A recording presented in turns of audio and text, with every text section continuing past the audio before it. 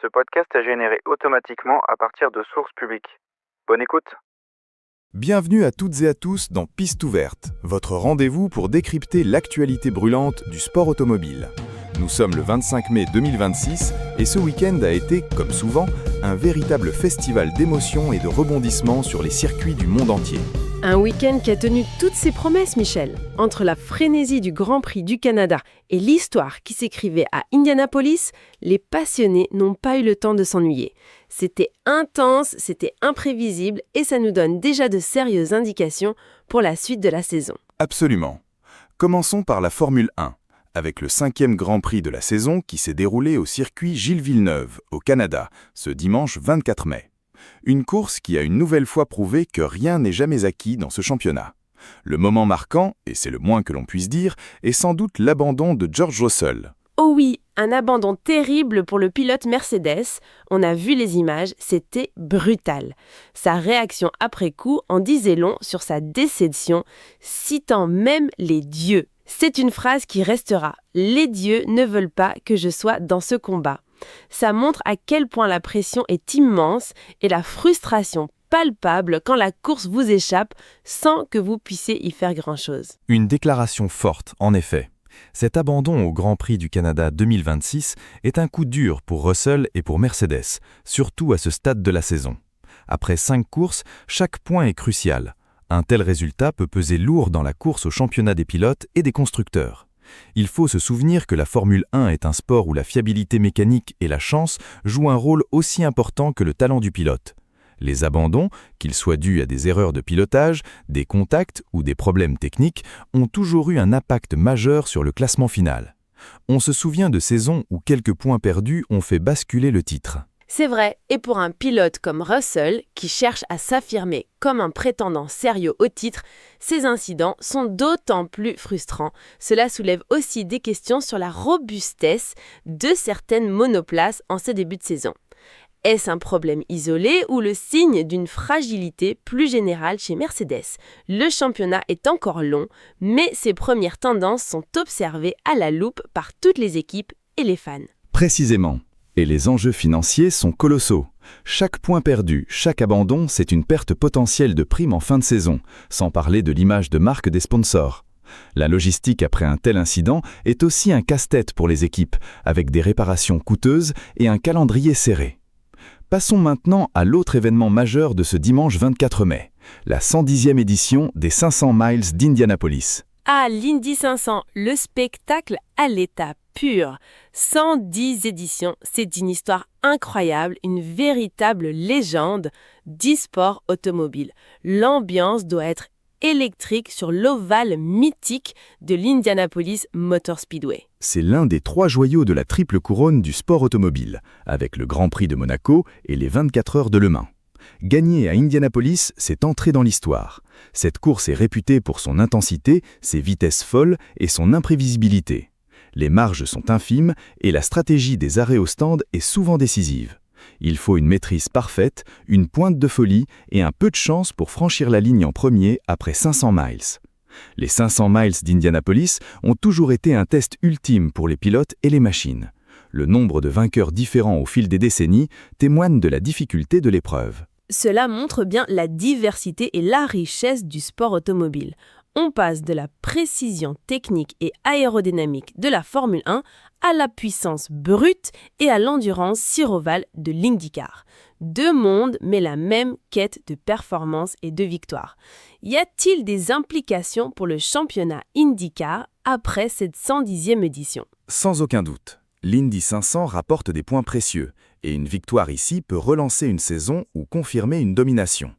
Les premières tendances sont également cruciales en IndyCar, où la compétition est féroce. La bataille pour le titre est souvent serrée jusqu'à la dernière course. Au-delà des pistes, l'actualité du sport automobile bouillonne également en coulisses, et une information retient notre attention.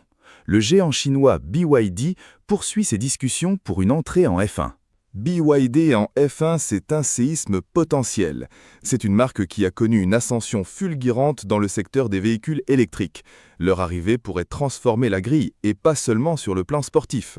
En effet, BYD, qui est déjà un acteur majeur de l'industrie automobile mondiale, notamment dans l'électrique, regarde la Formule 1 avec un intérêt certain. Une entrée de BYD sur la grille, que ce soit comme motoriste ou comme équipe à part entière, aurait des implications profondes. D'abord, cela renforcerait l'attrait de la F1 pour de nouveaux constructeurs et potentiellement ouvrirait la porte à d'autres marques asiatiques. Et on se demande bien pourquoi la Formule 1, avec son virage vers la durabilité et l'hybridation, intéresserait un constructeur de véhicules électriques. C'est presque trop évident. Cela montre que la F1, malgré son image parfois décriée, reste une vitrine technologique et marketing incomparable. Exactement. L'arrivée de BYD pourrait accélérer la transition technologique de la F1 vers des solutions plus durables et injecterait des capitaux significatifs. Les discussions sont en cours, mais l'idée d'un 11e ou même 12e constructeur sur la grille fait rêver. Cela poserait aussi des défis logistiques importants, notamment au niveau de l'approvisionnement en moteurs et de la place dans les paddocks. Historiquement, l'arrivée de nouveaux constructeurs a souvent coïncidé avec des périodes de forte innovation et de concurrence accrue en F1. Le monde de l'automobile ne se résume pas qu'à la Formule 1 ou l'IndyCar. La passion s'exprime aussi sur des terrains plus modestes, mais tout aussi intenses. Prenons l'exemple de l'autocross d'Elne. Ah, l'autocross, c'est le cœur du sport automobile, là où la passion est brute, sans fioritures.